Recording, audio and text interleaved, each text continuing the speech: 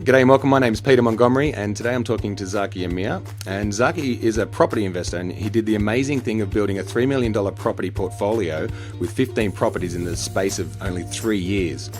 Since then, Zaki's gone from strength to strength, and him and his team at Dream Design Property have done over 1,000 property deals for their clients. So, Zaki, welcome to the call. Hi, Peter. How are you? Going good, man. Now, you've been in action, since we last spoke. It's been a few years now, and a whole lot has gone on. A lot of things have changed. One of the topics I was reading in your latest media release is about why people fail in property investment. Now, just based on that document there, I just want to ask you a few things about the first topic, so being selfish. What is it about being selfish that holds people back? My take on being selfish is that property investing is an investment journey. So it's a factual journey as opposed to an emotional journey. And I can see a handful of them, I guess, being emotional about the investment purchase in terms of, this property didn't look as pretty as what it would have looked at, or the kitchen didn't look like what it was going to be like, or something went wrong with it. And so you're spending more time, I guess, with your heart, as opposed to looking at it from your mind, in the sense saying that, well, this is part of the journey. The whole purpose of this journey is that it's a long-term journey, and ups and downs are going to be part of life, and you've got to stick things through. Okay, so I'm just looking at the document now in front of me. When you say impatience, could you talk a bit about, are the people impatient? Is the market impatient? What do you mean by that? It's actually it comes down to the individual being impatient in looking for results too soon.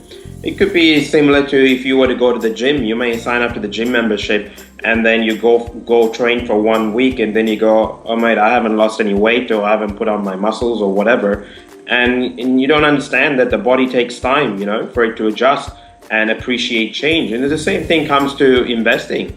Investing works in the same way, that you've got to be patient. And we say that property investing is a 7 to 10 year journey, meaning if I was the one buying the piece of property, I wouldn't be selling that real estate for at least 10 years.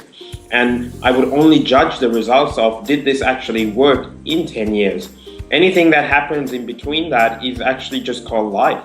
It's part of that. This part of what goes up must come down, and eventually what's down will eventually go back up. And it reminds me of the Sydney real estate market, for example. In 1980, the average property price for a Sydney house was around $80,000. And in 2016, it's approximately averaging 1.1 million.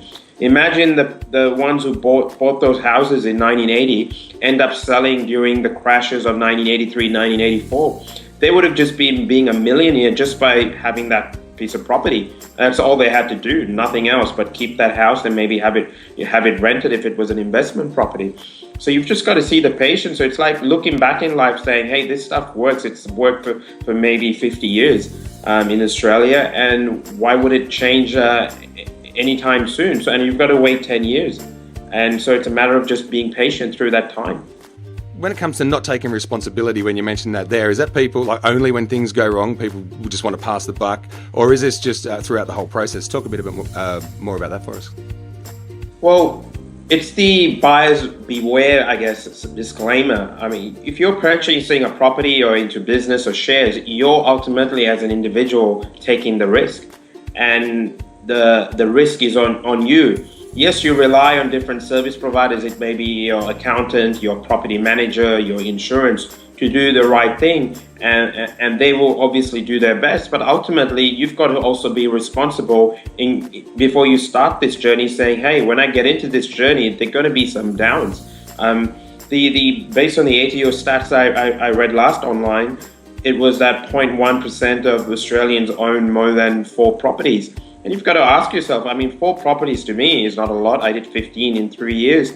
And we have many clients that have done far more than that. So I'm going, well, why is it only 0.1% of Australia? And this is why it comes back to mental attitude about when you're getting into this journey, there are going to be some downs. You just got to stick it through.